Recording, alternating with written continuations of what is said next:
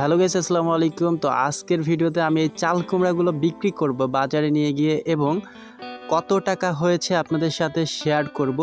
তো দেখতে পাচ্ছেন চাল কুমড়াগুলো অনেক বড় হয়ে গিয়েছে, এটা কিন্তু খাওয়ার উপযোগী। তো আমি এখন একে একে করে চাল কুমড়াগুলো এইখান থেকে কাটবো, অর্থাৎ বোটা থেকে আলাদা করে নিব।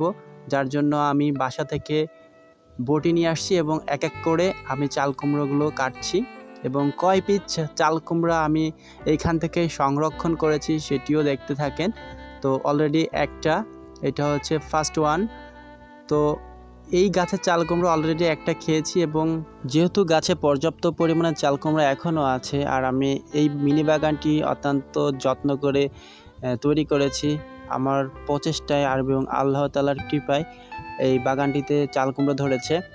তো এখন আমি ভাবছি এই চাল কুমড়োগুলো আমি নিজে কাটবো এবং এগুলো আমি নিজে বাজারে গিয়ে বিক্রি করব, যে কয় টাকা হয় লাস্ট মোমেন্টে আপনাদের কাছে সেটা শেয়ার করব। তো আমি দেখতে পাচ্ছেন এই চাল কুমড়া কিন্তু অত্যন্ত সতেজ চাল কুমড়া দেখতে পাচ্ছেন লাইভ। তো এরকম কিন্তু গ্রামেই সম্ভব এরকম চোখ জুড়ানো দৃশ্যগুলো দেখার। তো শহর অঞ্চলে কিন্তু আপনি এই ফিলগুলো পাবেন না। তো এইখানে আরও কিছু ছিল এবং আরও কিছু পোল্লা গাছ ছিল যেগুলোতে আপনার পোল্লা ধরছিল কিন্তু বড় হয়নি, খাওয়া হয়েছে এখান থেকে। আরও চাল কুমড়োর যে জালি বলে আর কি, জালি চাল কুমড়ো বলতে ছোট ছোট চাল কুমড়া যেগুলো আছে পরবর্তীতে বড় হবে এবং সেগুলোও খাবো এবং যদি আল্লাহ তৌফিক দেয় বাজারেও বিক্রি করব। তো দেখতে পাচ্ছেন অলরেডি কিন্তু অনেকগুলো চাল কুমড়ো কেটে নিয়েছি এবং পাশে দেখছিলাম যে আরও কিছু চাল কুমড়ো আছে কিনা। তো খুবই চোখ জোড়ানো একটা বিষয় যে আমি নিজে গাছের যত্ন নিয়ে এত পর্যন্ত করে অলরেডি গাছের চাল কুমড়ো ধরেছে এবং আগের দুটা ভিডিও থাকবে সেটা দেখে নেবেন ডেসক্রিপশনে। তো কয়টা চাল কুমড়ো হলো এখন দেখুন, 1 2 3 4 অলরেডি 4টা এবং দেখতে পাচ্ছেন চোখ জোড়ানো সতেজ চাল কুমড়ো। এখন আমি এগুলো বাজারে নিয়ে যাচ্ছি, বাজারে নেওয়ার পরবর্তীতে দেখেন টেম্পারেচার কিন্তু আছে 30 ডিগ্রি, ওকে।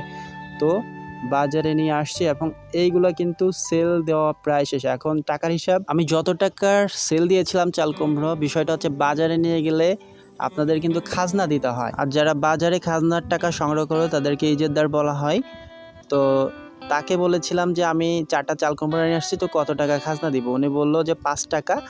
তো আমি 5 টাকা দিলাম। তো আমার এখন টোটাল অ্যামাউন্ট আসছে 50 60 70 80 90 এবং লাস্টে 5 টাকার একটা কয়েন দেখতে পারবেন। তো টোটাল 95 টাকা। তো এটাই হচ্ছে আমার 4টা চাল কুমড়ো বিক্রি করে 95 টাকা সংগ্রহ। তো মূল কথা এখানে টাকাটা বড় না, যেহেতু নিজে লাগিয়েছি, নিজে যত্ন করেছি, নিজে সেল দিয়েছি আর ভিডিওটা তৈরি করার জন্য আমি নিজেই বাজারে চলে গিয়েছিলাম সেল দিতে। তো বন্ধুরা, ভিডিওটি কেমন লাগলো অবশ্যই কমেন্ট সেকশনে জানাবেন। আপনাদের যদি ভিডিওটি ভালো লেগে থাকে অবশ্যই আমার চ্যানেলটি সাবস্ক্রাইব করবেন।